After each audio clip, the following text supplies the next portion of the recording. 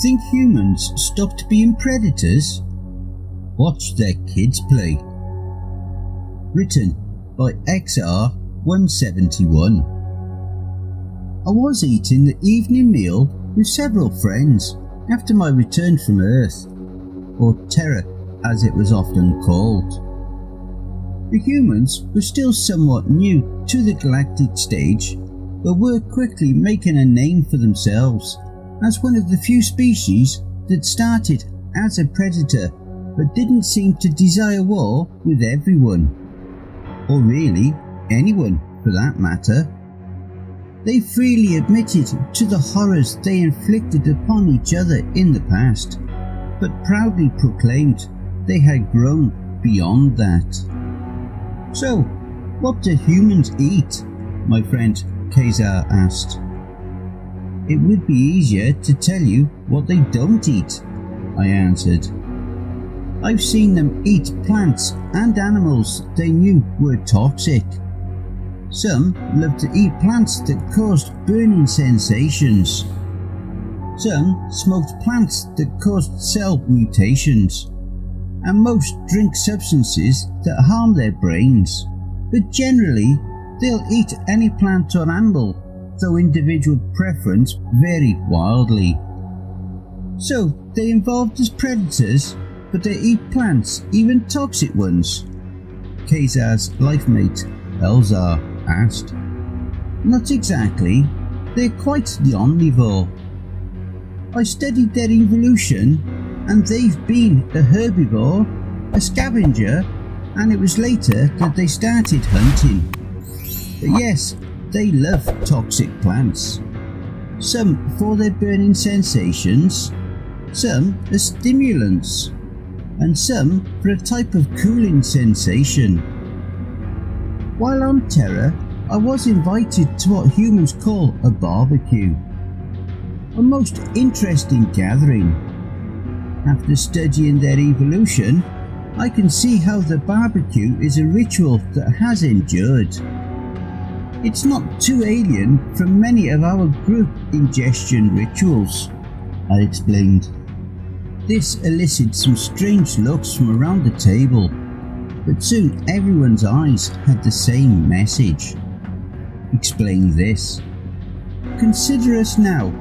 We are gathered here at this place that happens to be my favourite nutrient ingestion place to celebrate my return from Terra. Humans tend to gather and celebrate many or any occasion by consuming nutrients together. The barbecue was held in my honour since I was departing soon. But looking back at human history when they started hunting, they didn't have speed or strength on their side. They had two things that didn't seem that great. They can dissipate heat faster than any other species on the planet. Actually, more than any other known life form today. So they would often chase down their prey until its muscles gave out. They could do this for over half of the day, longer as they often worked in teams. Then they could carry it back to their dwelling. That alone gave them some initial success. What really gave them their next edge is their ability to throw things accurately, I stated. What did they throw? Rocks? Asked T-Nelth, my supervisor that suggested I take this assignment. Initially, yes. But soon they learned how to use rocks to sharpen or make spears which they would throw. This allowed them to run less, so the basis of humanity's ascent was running and throwing. Next, they would drag their kill back so their family group could eat it. Later on, they harnessed fire, which made this easier and safer. The table was quiet for a minute as they contemplated this. Us Ensarians evolved by hiding from our world's predators. Eventually, we learned to make tools and fortifications to keep them at bay. but we never really engaged them. Agriculture was our first major breakthrough, as was most other species in known space. Most predatory species learned to hunt and never gave it up, which is why most of them were behind a heavily enforced quarantine, but not humans.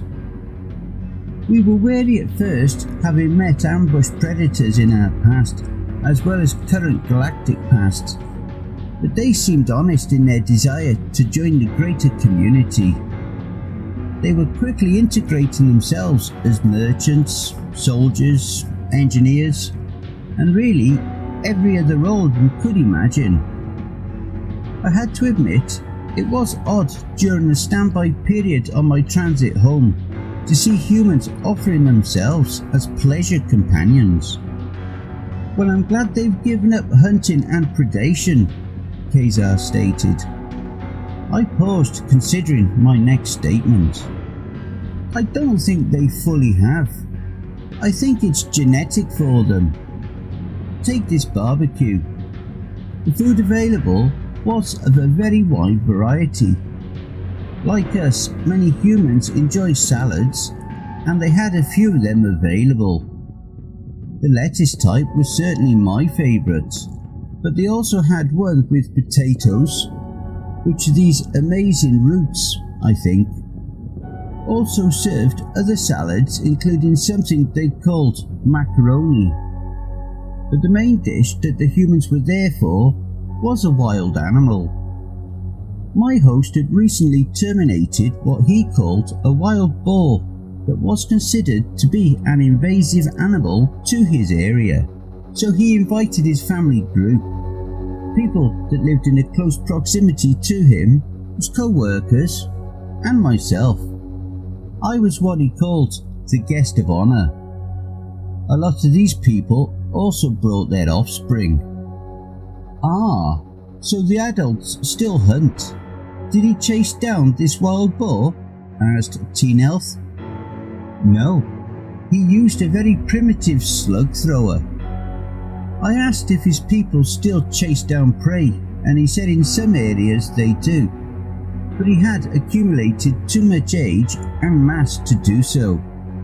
He preferred to hide in a tree with his slug thrower. But what really convinced me that humans are still predators are their offspring. You see, they quickly organised a number of games, and a lot of them didn't have familiarity with each other. The younger ones had the most simple games. They would chase each other.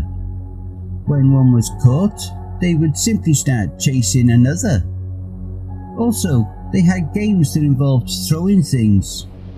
They tended to prefer throwing spheres or oblate spheroids.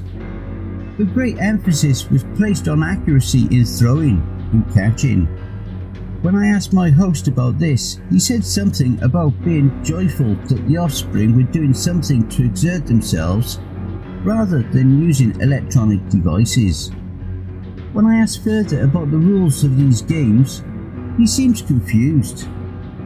He said with tag, one does not desire to be it, and can only remove this condition by being fast enough to contact someone else and proclaim that they are now it. He didn't claim to know what the rules of every throwing game was, but he was quite proud of the older offspring running what he called passes. Wait, so their offspring instinctively hunt each other? It seems if they're playing tag, the best strategy would be to hide, Kazar stated. I realised that this would take a lot of time to explain, though I was pleased at more social meetings that would be needed to do this. Their offspring have a game for that. They called it hide and seek. When I asked about how they transitioned to it from tag, again my host said tag tends to turn into it when the first person tries to hide. So you see, they become such successful predators because their earliest recreation is a form of wargaming, the predator-prey relationship. Again, the table was silent. I also noticed that some tables near us had ceased their conversations. "I think we should keep them off our planet," a patron of another table said. This was met with murmurs of approval. While I was no great expert of humanity or terror, I did feel a need to defend my friends, so I stood to address those near me. Humanity can seem terrifying, but their history, both ancient and modern, is filled with countless examples of them risking everything and even terminating themselves to save not only each other, but other animals on their world. I would tremble in fear of having them as an enemy, but when I was there, I slept better knowing them as friends. I was met with approval, but I felt humanity would be best if they were slowly introduced on my world. Many of them expressed a desire to visit, even though it is very tame compared to terror. My thoughts were interrupted as our meal was presented to us. Conversations at our table quickly went back to humans. My friends were speculating at how they survived, let alone thrived on a world filled with other predators. I felt it would be best to save the history of how they turned one of their greatest rival predators into what they called their best friend.